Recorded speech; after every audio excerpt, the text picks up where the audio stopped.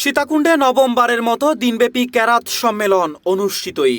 দেশ বিদেশের কারিয়াকলর কণ্ঠে পবিত্র কোরআন তেলাওয়াত উনিয়েরে মুগ্ধই সম্মেলনে উপস্থিত দর্শক ও শ্রোতাসকলে।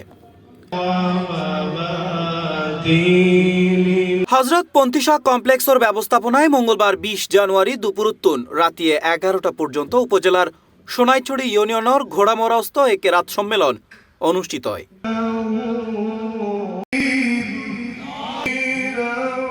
এ সময় হজরত পন্থিশা রহমতুল্লাহ ফাউন্ডেশনের চেয়ারম্যান মুসলিম উদ্দিন খালেদর সভাপতিত্বে ও শিক্ষক মশিউর রহমানের পরিচালনায় কেরাত পরিবেশন করি শাইখ কারি খুবাইবুল হক তানঈম আল আজহারি, শাইখ কারি আবদুল্লাহ বিন নাসের, কারি মাওলানা মোহাম্মদ ইসহাক, কারি মাওলানা আব্দুর রশিদ, কারি মাওলানা ইসমাইল, কারি হিজবুল্লাহ আল মুজাহিদ, কারি মোহাম্মদ রিফাত, কারি Mohammad Umair.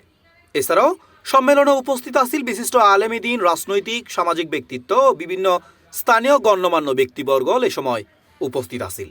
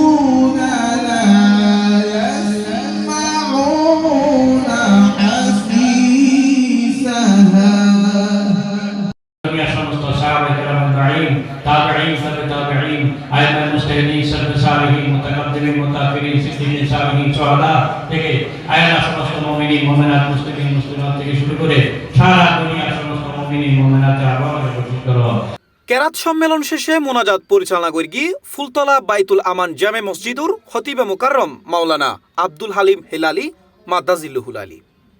C plus TV, Chittagong.